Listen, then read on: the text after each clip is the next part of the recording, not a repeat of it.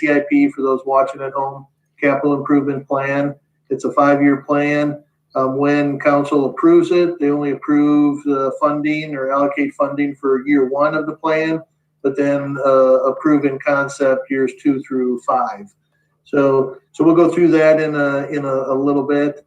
But again, as we were going through this, again, with input from the last couple meetings with the commission and with public input, and looking at all these things, we want to take a look at what city council goals are, what promotes active lifestyle, even diversity, funding sources potentially, are there friends groups that could emerge, capital costs, anticipated increase to the operational budget. And then we also take a look at, we want to make sure that we're addressing safety concerns. We also want to maintain, service levels and also facilities and amenities. We want to make sure that they're, kept up to the level that we expect and what our residents expect. And then, any meeting, any regulatory or mandated requirements. That doesn't happen very often, but those are all things that we look at as we are developing the CIP. Any questions on any of those items there? All right.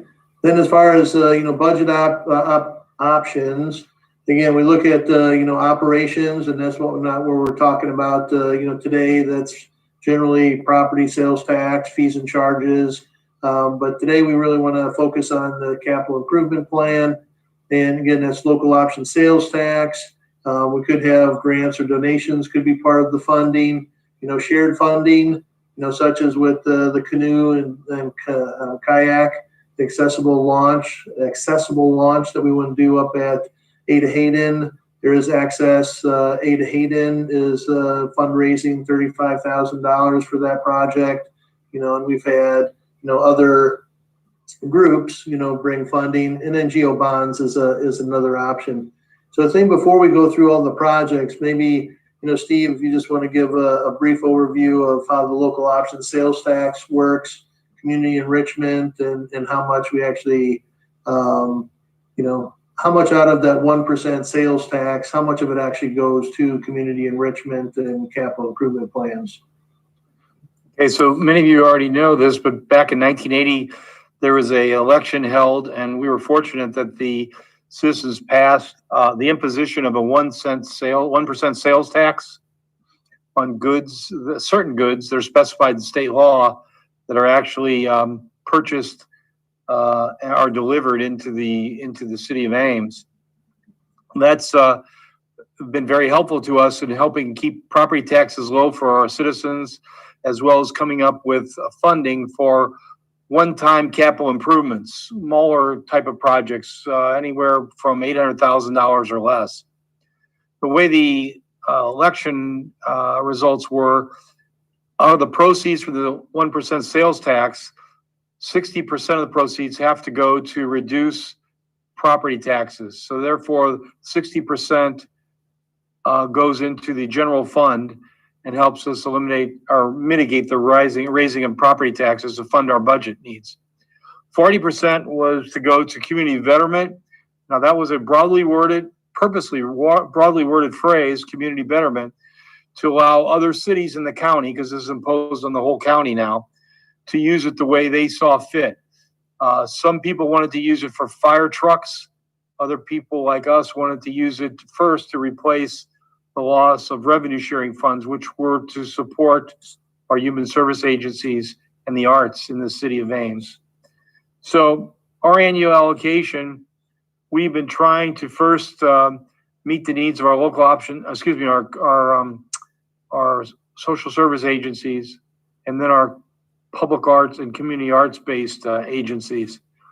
We use for our own needs local option tax to pay for those one-time capital improvements for things like bike paths, a lot of the parks and rec projects such as playground equipment and some of those type of things.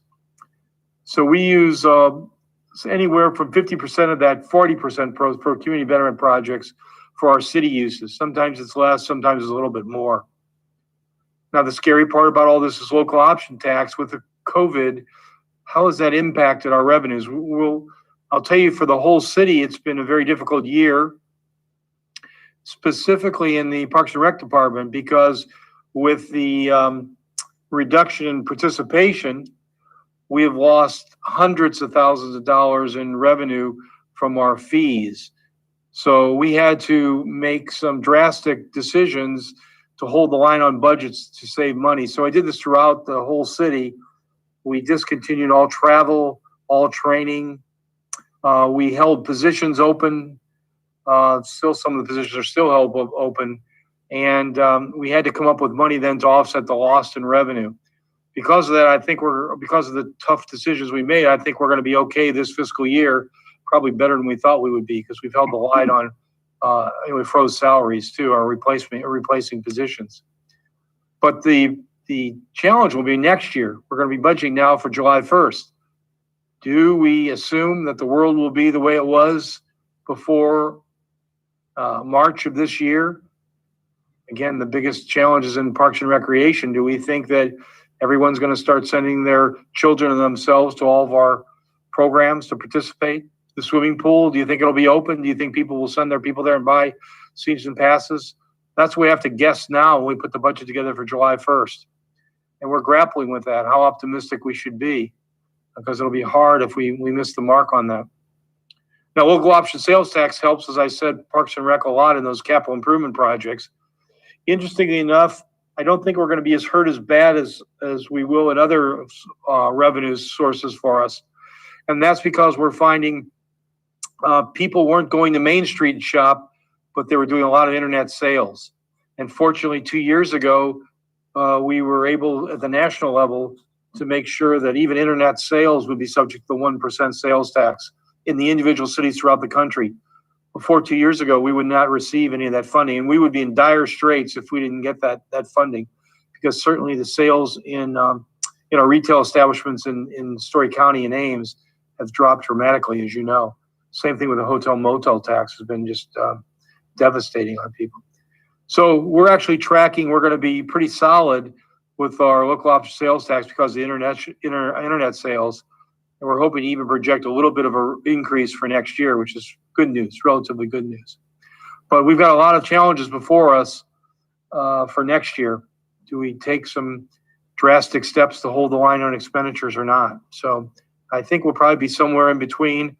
I don't think we're going to think that it's going to continue the way it is now, but we certainly don't think we'll be back to normal come July 1st either. So that's going to impact the general fund, which impacts Parks and Rec most of all. Out of all of our Parks and Rec departments, that gets the greatest. I think we rely the most for fees and charges to help finance the department. So there's a lot of unknowns there. We're a little afraid about, but scared about. But in terms of local option tax, I'm pretty grateful that we could say we'll be able to perhaps have a little bit of an increase even for next year, rather than a drastic decrease, which we're seeing in the hotel motel tax. Road use tax is down, as you might imagine, and projected to be down for next year. So we're pretty fortunate. Now we still have to hold the line. Parks and Rec is financed from the general fund too, which is property taxes.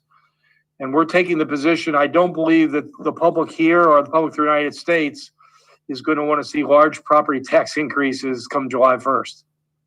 So we're trying to hold the line for departments as much as possible too. Given that most of our budgets are impacted by personnel services, in some cases that represents about 80% of the budget, we're projecting 3% increases in salary and the roll-up that goes with it. That's because 2/3 of our salaries are tied to our collective bargaining agreements, which are already in place to have to pay 3% next year. We're kind of locked into that. So that puts a lot of burden on our departments when they have to absorb that kind of increase, and roll-up is about 50% more on every dollar for rolling up a salary. Plus we have, like you all probably have, increases in healthcare costs are upon us, and property insurance, things like that are upon us. It's going to be a pretty tight and difficult time. So we're trying to hold the line. I'm pretty sure people don't want to see a lot of increases in property taxes next year until the economy comes back, which we hope it will come back, and at least by the end of next year, I would say. So that's what we're seeing. By the way, the good news is we're preparing to get the vaccines delivered to Mary Greeley in the city of Ames. Give you a little heads up on that. The priorities will be to give it to healthcare providers first, also people in long-term care centers and people who work in long-term care centers. They're the population most at risk, so that's good news. That could happen as early as this month or the month after.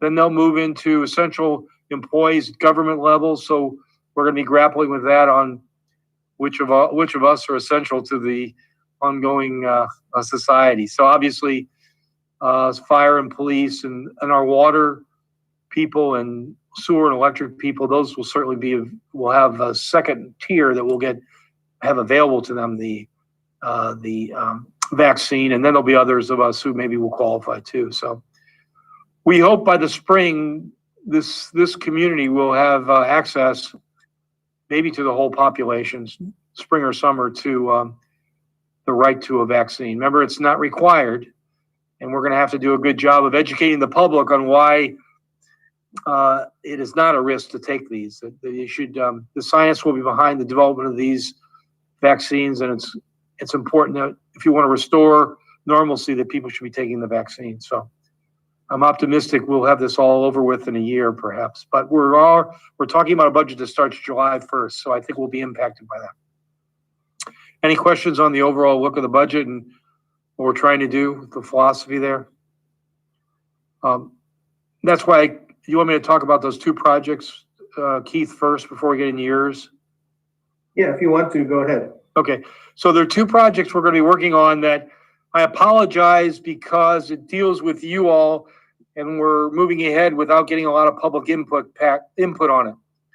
Now, one of it has to do with a new indoor aquatic center.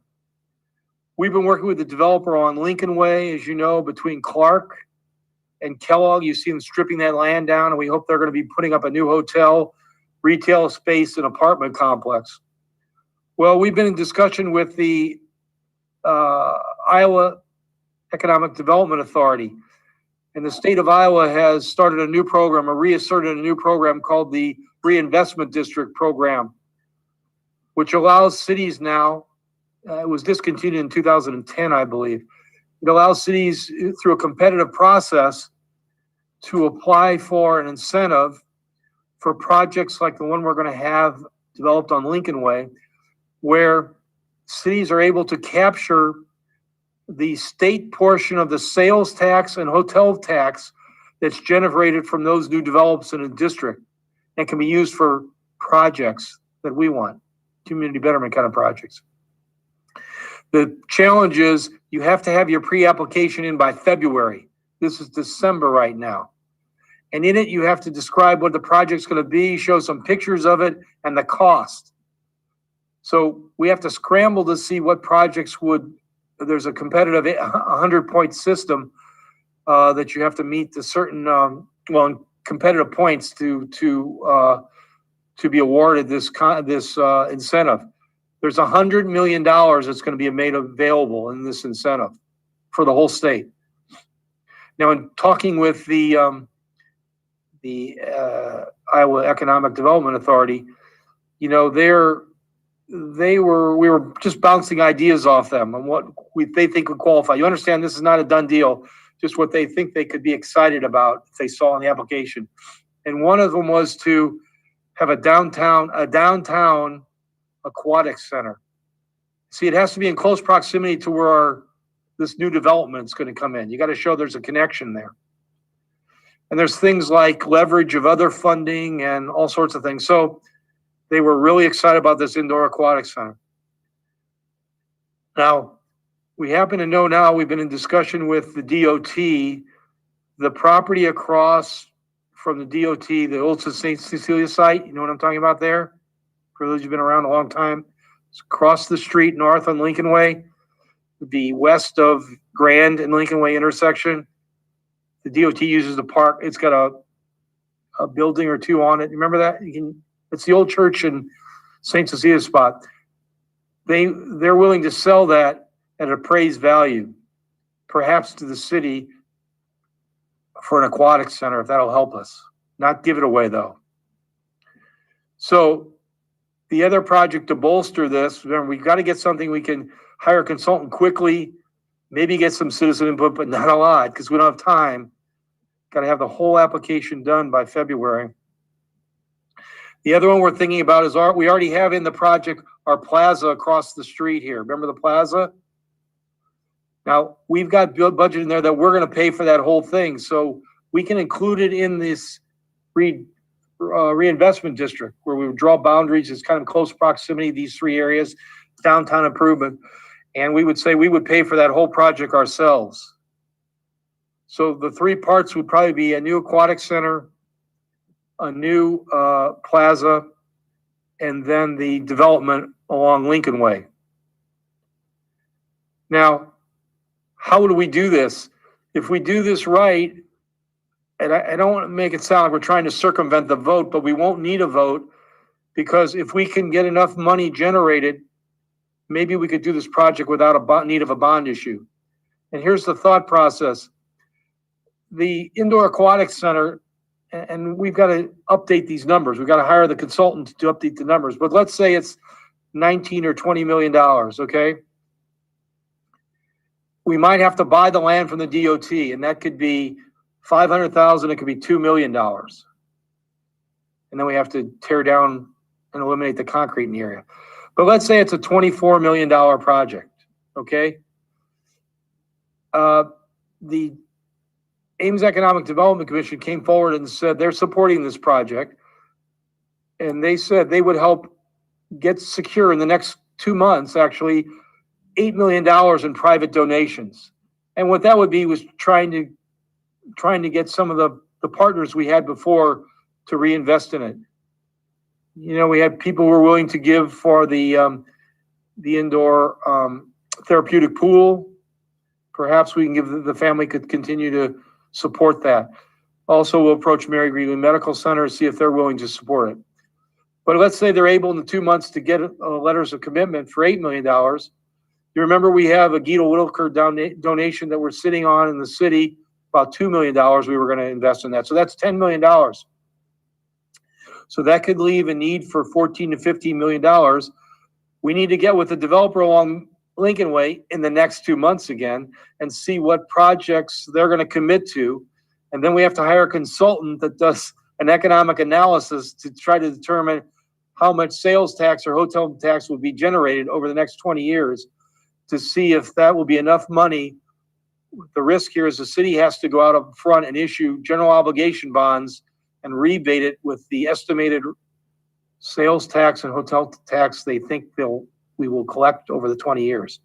So there's a little bit of risk. So therefore, when you do your analysis, if the consultant says, oh, I think you can get $20 million out of this, you want to be very conservative and go after only $12 million. You understand what I'm saying? To make sure you're pretty confident you can get it. So I know this is going fast, but if we want to take advantage of this kind of once in a lifetime opportunity, we're going to talk to the council on Tuesday night. You'll want to watch that. You'll want to see that and look at the report. And again, I apologize because normally this would take a lot of public input. This would take a lot of work with the Parks and Rec Commission. We even talk about the location.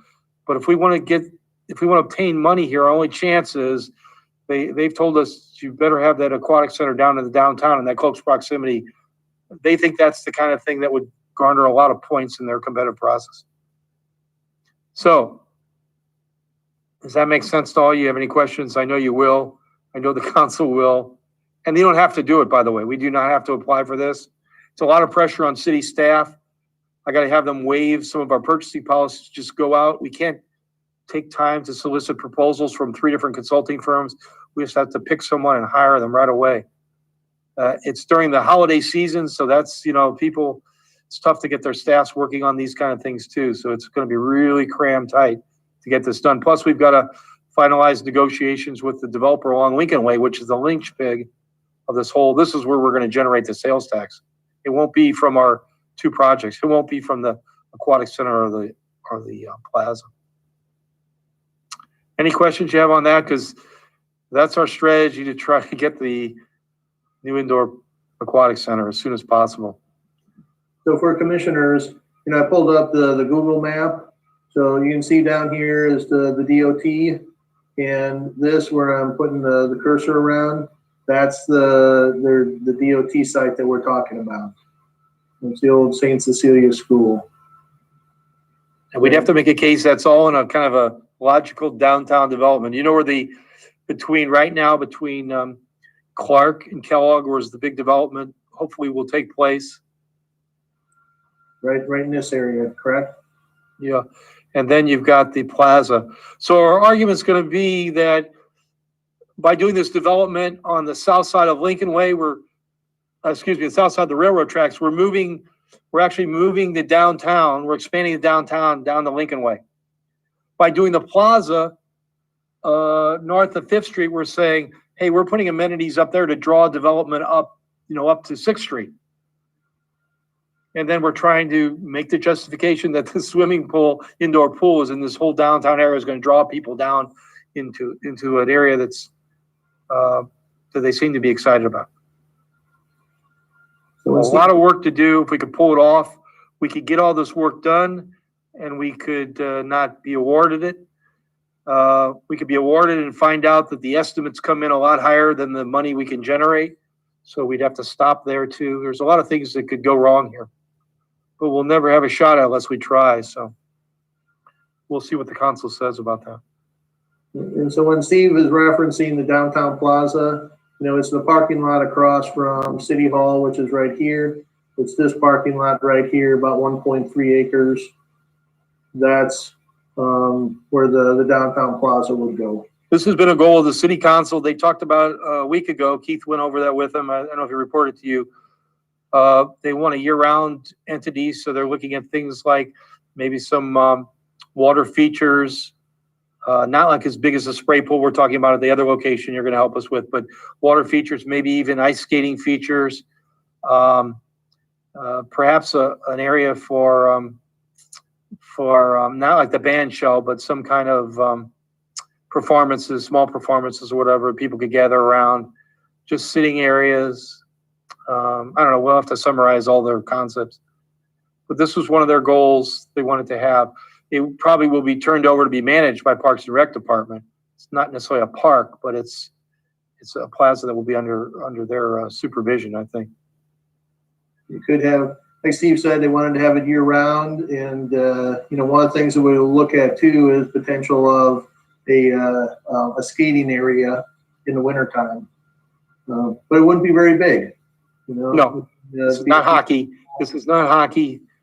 Yeah, be pretty small. You're skating. This is a small area to bring people, families down. Hopefully it becomes a gathering spot, draw people downtown. They may stay and shop. And live, because there'll be more apartments, I think, popping up downtown too. So I mean, I can see you're in awe. Your jaws are dropped. Were you mad at me, or does it excite you a little bit? I'm excited. I think one of the complaints from a lot of people regarding the West Ames Healthy Life Center was that it was too far out of the way. So I think this does centralize the facilities a little bit. It's close to the current city rec services, Right. So it's less of a burden on instructors and staff in terms of traveling. Although I guess you guys are located out at the park anyway. So, but there's people downtown too. So, yeah, and I guess I haven't been paying too much attention to the long range transportation plan because I know maybe with the previous long range transportation plan, there was some discussion about making Lincoln Way adding bike lanes and things to Lincoln Way, doing a road diet on a section of Lincoln Way after the South Grand extension was complete. And so I don't know if there is any of discussion of that. I mean, I don't disagree with the location, but at the same time, it's still like that corner is a little bit cut off from downtown just because of, like the Grand Avenue underpass. And so, I mean, just in general, if we're going to have a large apartment complex on Lincoln Way and you want to facilitate this, walkable recreation shopping area, just thinking long term about the transportation issues that are, somewhat of an issue with this site, because it's just kind of that corner is always weird. So I understand. Some people wanted to be in downtown. I don't know we're ever going to be able to aggregate this amount of land in the heart of downtown where we'll have a willing seller. We're lucky that we have a willing seller here. I think it's fine. And especially I think it's a really attractive amenity if you do have apartments. And I mean, that's a very dense neighborhood there to the west. Like, I mean, and you do have like pretty good multimodal transportation on 6th Street and like Northwestern. It's just that there's not a great crossing, except you have Hazel, and then Grand isn't good at all, and then you have Clark. And so there just needs to be some consideration as to shared use path. There's just with drive cuts, there's so much traffic coming in and out of some of those storefront areas. Yep. Just to make sure that you can safely walk from these new apartment area or from the downtown area, walk or bike to this facility, or even just from the city of Ames, from City Hall, from the city recreation facility. I recognize that's maybe something to think about long term, but it was something we thought about with the Healthy Life Center too, because we talked about putting a path, and it's still on the, it's moved further down the CIP, but putting a path from Moore Memorial, from North Ames to, across the Ontario. Yeah, to Ontario on the road that I can't think of, Shoal Road. So, just giving people accessibility there. So it just, because I think it's not a huge space and you want to promote people being able to walk or bike there, because especially from the downtown area or from the neighborhood, and, make it a safe way to get there. So yeah, it's interesting. No site is ideal. This certainly isn't ideal. I might have thought that the 13th Street one was ideal, and people hated that. Yeah, I think there's a lot of advantages here. But I think just in terms of the way that intersection is right now, it's just going to require a little bit more thought about how to make that safer. I can't tell you we can figure it out. It has some problems too. Don't get me wrong. Yeah, I think I don't want to interrupt, but I do have to jump off. Okay. I think the other impetus here that you haven't mentioned is that the current pool is going to shut down. I mean, that's not going to be available, and you've got less than 2 years to kind of come up with something else. And so I think, to Steve's point, there's going to be some kind of backlash for any location you choose in Ames, because Ames has more opinions than people. And so that's wherever it is. But what I appreciate is that this is a process that's starting now. And if we wait for all of the input, for all of the focus groups for everything, you're not even gonna begin to start until the pool is gone, and then people are gonna be that much more desperate and frustrated. And so I think that this is almost kind of a blessing that there's an impetus to move as quickly as you can right now. And I say go for it. Not that my opinion counts, Steve, I know, but. It always does with me. And I'm really sorry, but I have to jump off, but, yeah, I vote yes. Yeah, I agree. I mean, I tend to agree with that statement as well. And your statement, Steve, that there isn't going to be a perfect spot. There isn't going to be a spot that's downtown. And, you know, and the council's desire to have a plaza and a gathering area downtown. Okay, well, you know, you have to decide, is that the bigger priority, or is having this facility downtown the bigger priority, you know? And I don't think we have enough room on the proposed plaza site to have this facility. So yeah, and I agree. The funding opportunity is a good opportunity there. It's not a perfect site, but I think that the transportation in that area is going to get kind of reconfigured in the next 10 years anyway. So one thing that Steve really didn't talk about much is, you know, really the focus will be the indoor aquatic center. You know, we will have a little bit of space, maybe do a multi-purpose room of some type, not a gymnasium, but also some type of walking area, not necessarily an elevated track. That's not what we're looking at. Utilize the space that we have at ground level. But one of the things that we have talked about is the only way that we would be able to expand this facility would be to go up. So that would be something that we will talk to the consultant about, designers and engineers, and potentially we wouldn't be able to go above the aquatics area, but the rest of the building, is there a way to, in the future, build it now, but in the future could potentially, you know, put a gymnasium or something along those lines, you know, on a second floor. So that's just something else. But initially, that is not what we're looking at. You know, the money that Steve talked about, that 18 million, is pretty much, you're talking, you know, aquatic center and maybe a couple other small amenities. So how about the rest of the commissioners? Any comments?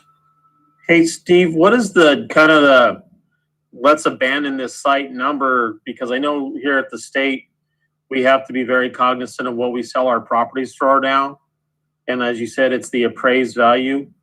What kind of a ballpark number are they thinking that can be? Because I know it's not a $500,000 property. I think you're closer to the 2 million. What number are you worried about that if it hits it, that it just kind of made it untenable for the city to go into it? You know, it's not just that. It's the total cost. So, you know, you could pay $3 million for the land, but if we put all those features in, we put the stronger footings in, all of a sudden it gets to a $30 million project, we might not have enough money based on our analysis to pay for it. So it's going to have to be the combination of it. There is an interesting feature, though. That land is zoned government land. So unless the council decides to change the zoning, it has less value. Does that make sense? Yeah. So nothing says the council has to agree to rezone that. So it'd be interesting what an appraiser says of that.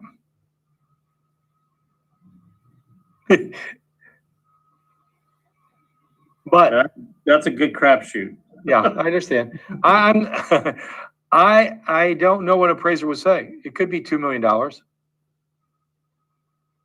But then there's a cost. It gets more costly. That's why we may cost ourselves out of this. You got to tear up all that concrete. You see the buildings there we'll have to tear down? Well, I bet you're talking about $750,000 maybe just for that. Or maybe that comes off the top of the appraisal too, right?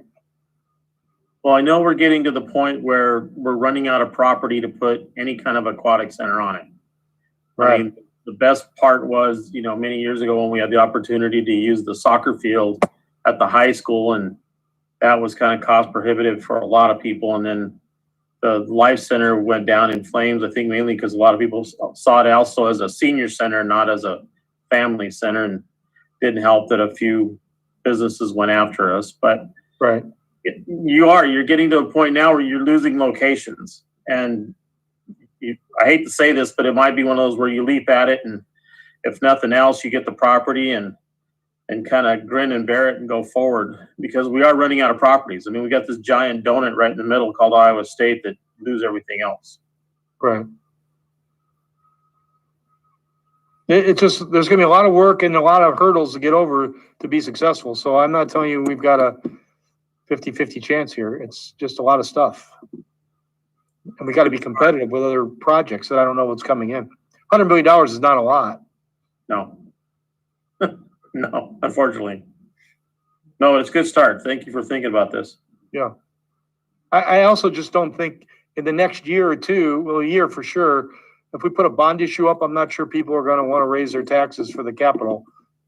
I don't blame them right now. And so that loses another year before we get started. And then, people say, why don't you just let the pool close and we'll show everybody, what it's gonna be like. Well, I don't wanna do that. We should try to get it. I think we all agree we need that kind of facility in a city like ours.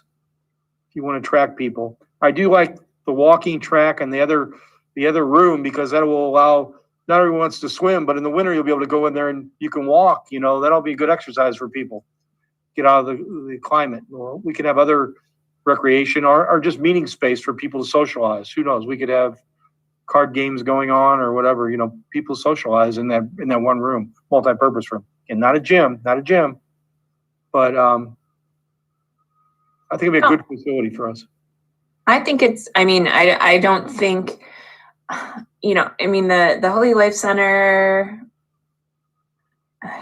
had a lot packed into it. And I'm not saying that we need to accomplish that with this facility, but putting some multi-purpose facility, like we talked about with the Homewood Clubhouse, just having those types of facilities somewhere other than City Hall and the library for people to meet, for people to gather.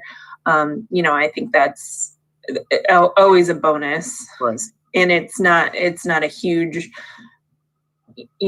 lift to have something basic like that added on to a facility. So we'll see. That's why we have to get some estimates, and then we got to see how much sales tax will be generated in hotel motel tax. So that's the one project. Was there the other one, Keith, I was supposed to talk about, or was that it? I forgot. Well, no, that, and then, just with the plaza, which you kind of shared. Oh, the plaza. Yeah. Now, the one thing with the plaza, with that one right now, there is already, $1.1 million set aside, for that plaza. It is a goal of City Council to do a downtown gathering space. There's $200,000 set aside in this year's capital improvement plan for design, of it. So that's 1.3, and then each of the next 2 years, there is 700,000 in geo bonds, which would bring the total of the whole project to 2.7 million. Now that may be enough, that may not be enough, but that's how the funding is being secured for the downtown plaza. Yeah, and the council Keith led the council through, if you watched it, on the different types of water or spray pads, if you saw that. So the one you're gonna help us develop and get a site for, remember, is a bigger one. And the council chose a recirculating system, so I've got to find another $200,000 for you. We're under budget by that. And then we're going to use recirculating downtown too. So for the environment, that made a lot of sense. And Keith did a good analysis of that. I don't know if you saw that report. And the council wants to go with that one. It's going to be more expensive, but that's probably a better way to go. And I'll be going through that aspect with the commission at our next meeting. Okay, sorry, I jumped ahead of you. So any questions for Steve about those two, or any additional comments about those two projects? So, I could chime in with just a quick comment. As far as our scope of who we represent and what we represent, having a regional draw like this for a recreational facility year round, I don't think there's any negatives. I think this is absolutely positive for both the plaza and for this indoor recreation area. I think our residents are just going to reap the benefits of this, because you're going to draw from 50 miles away of people that want to come in during the winter. So I don't see any negatives here. hope so. Well, read that report, please. It'll be out Friday. And if you have any questions, you could call Keith or myself, or want to give input right at the council or anything on it. I know, again, I apologize. We're doing this almost too quickly. I understand for a lot of people, even the Parks and Rec Commission, but we are really under the gun time-wise. We want to take advantage of this. Yeah, this is all pretty much developed in about the last month. Yeah. Somebody started the conversation and moving quickly. All right, any other comments for Steve on those two items?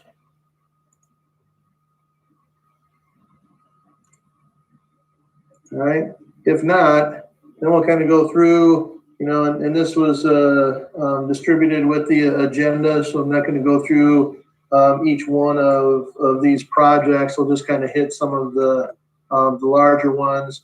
The two projects that we had a lot of input on last year. So the transition to 2 tennis courts, the 6 pickleball courts at McCarthy Lee Park, and then also the accessible canoe kayak launch at Ada Hayden. Those would be in the 21-22 fiscal year. You can see that there's different playgrounds that will be added. Refurbishing the play structure, the splash pool at the aquatic center is starting to show its wear, and really with that one, what they'll do is after we're planning on opening, this next summer. That's what our hope is. Obviously, that can all change, but we're hoping that we will be at least open to some degree. But then after the season, they would actually come in, most likely grab that whole structure, take it away, refurbish it, bring it back, and then reinstall it. The repair the accessible fishing pier at Ada Hayden, kind of touched on this before. We did have some money in the CIP already, for this, but the estimates that we got were closer to about $200,000, which was not we did not have enough money in the CIP. So what we did is we kept some money in this fiscal year to do the engineering documents, and then what was left over, we're just bringing it forward to this 21-22 year, and then adding some additional funds. So that is something that was in a prior CIP, but is showing up again here, and then the downtown plaza. So, any questions about any of those items? And again, this is year one. When council approves the CIP, they will allocate funding for these projects, with it.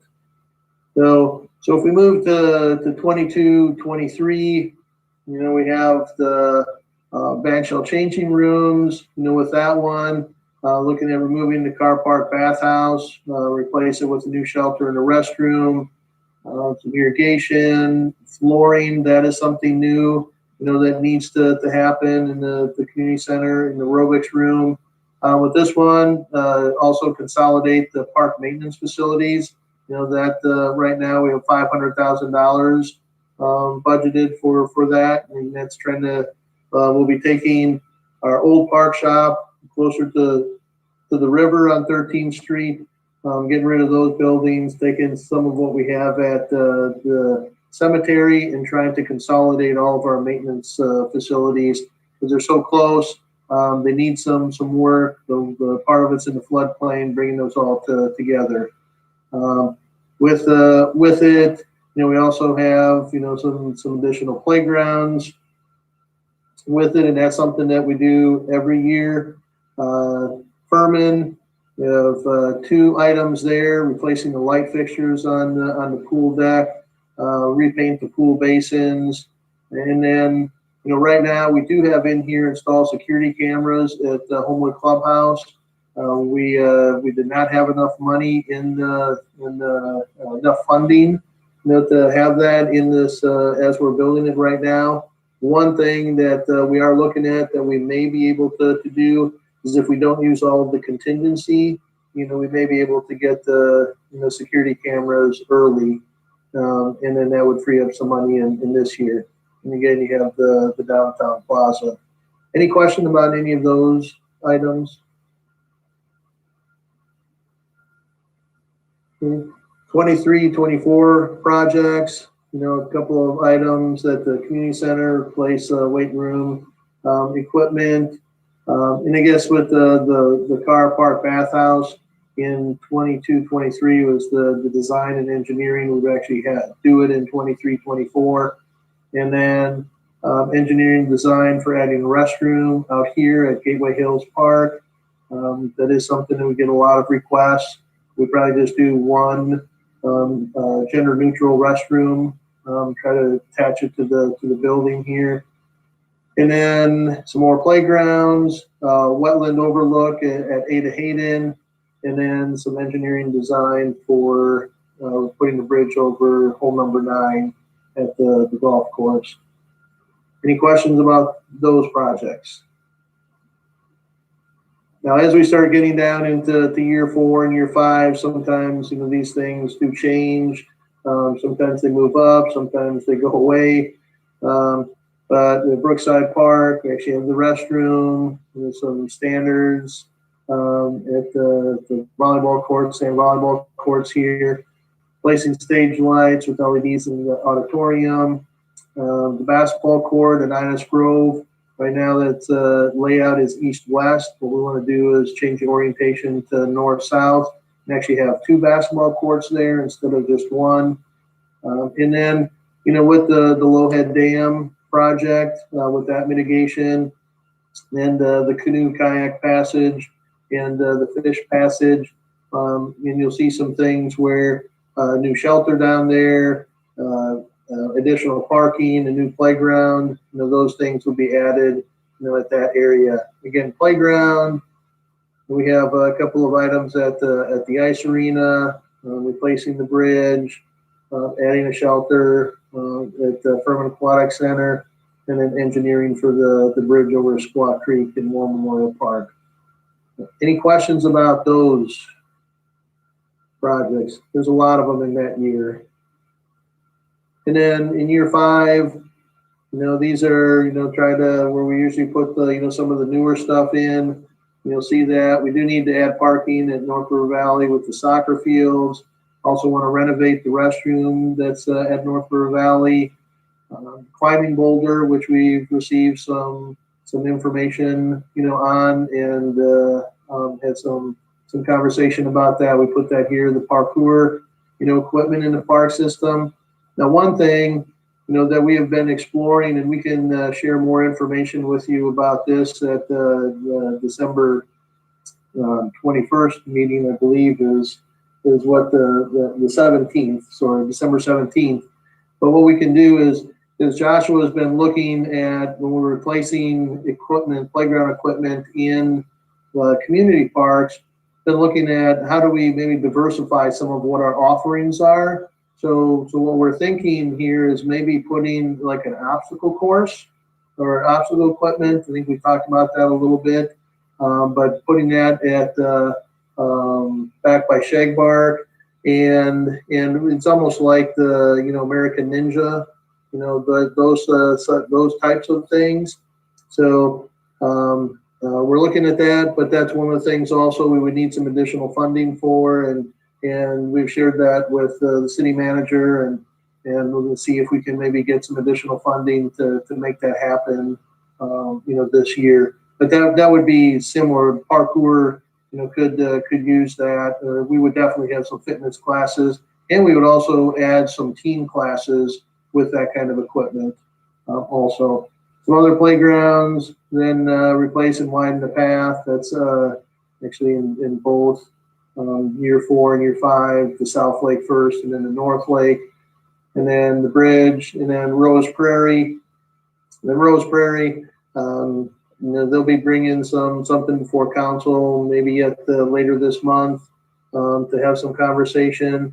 But we'll give you an update at our December 17th meeting too about just that the Rose Prairie and the request that council deliberated on last Tuesday. So, any questions about those? So just as a whole, then, from the commission, because if what we're really looking for, do you like how it's laid out? If there are changes or if funding is scarce, are there priorities that you'd like to really want to see happen? Are there things that you think should be moved up in the plan, maybe move back in the plan? So any comments or concerns, questions related to what we just went through? The one thing that I would like to see move up a little bit is the parkour and climbing boulder, just because there is some community interest in that. And I think that is something that there would potentially be some fundraising interest in.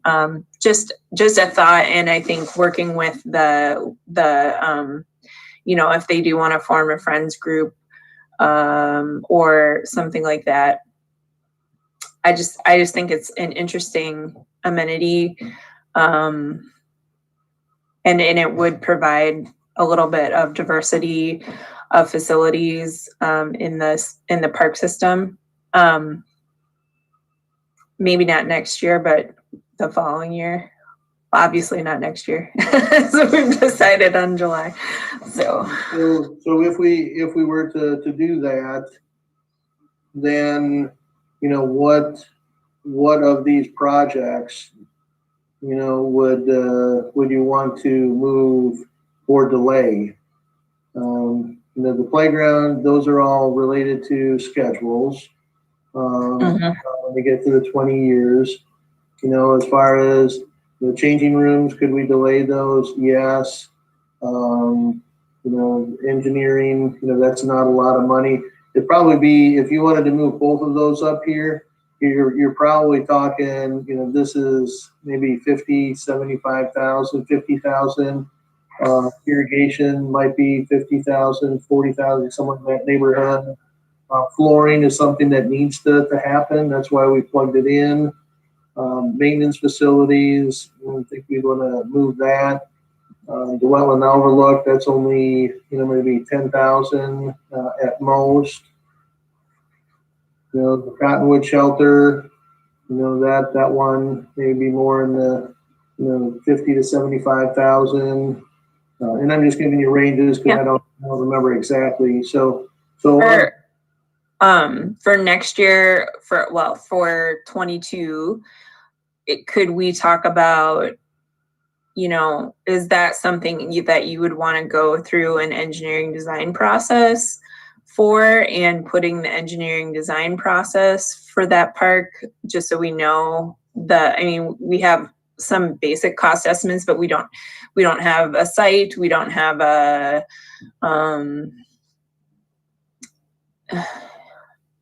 a real great idea of what we would want it to look like.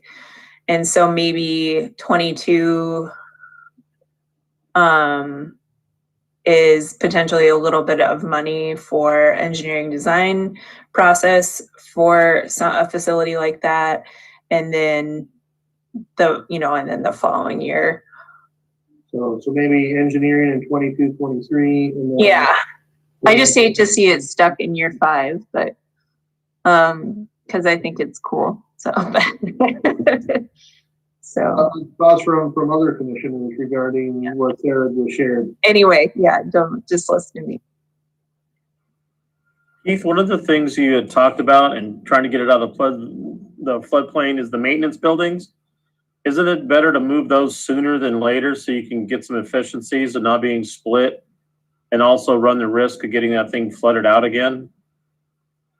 Yes, and that's why, but we can only, we're doing that with GO bonds.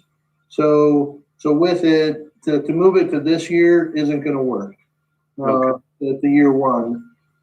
So putting it here, now what we have in the floodplain right now is it's those buildings is more storage.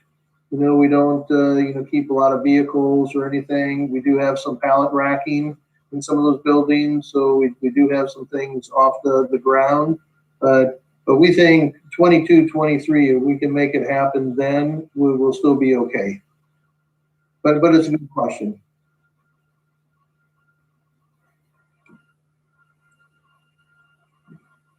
Any other comments?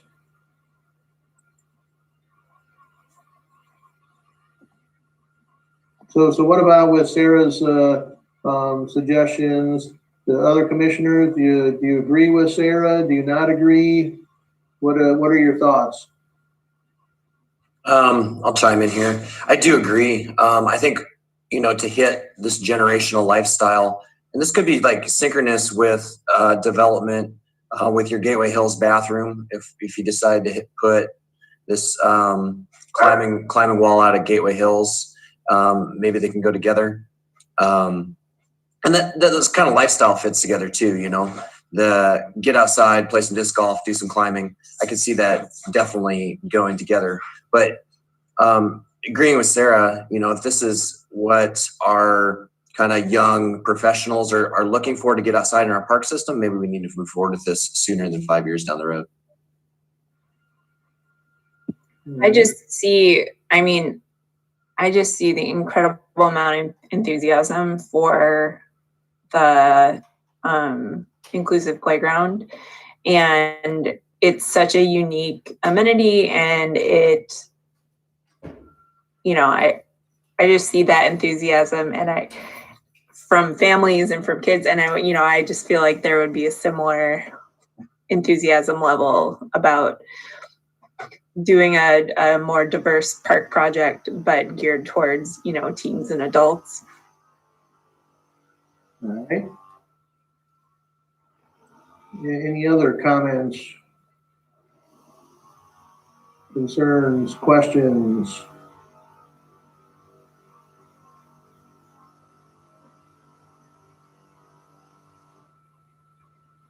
No?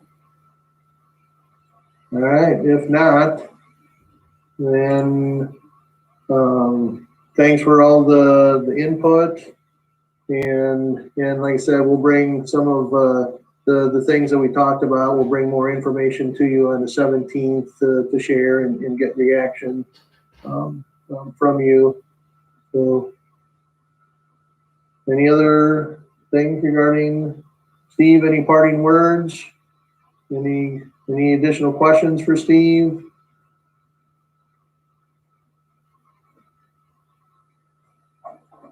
All right, back to you, Sarah. Oh, I have to look at the agenda again. Adjournment. Okay, we discussed it all. Then, any other commissioner comments, or Steve or Keith already have that? Okay, can I get a motion to adjourn? A motion to adjourn. All right, Jeremy motions to adjourn, and then sounds like we will have some agenda items in a couple weeks. Yes, yeah, and we have some others that we need to bring to the commission. So we will have a meeting on the 17th. Okay, see everybody then. That meeting as well. Thank you, Steve. Bye. Have a good evening. Yep, stay safe, everybody.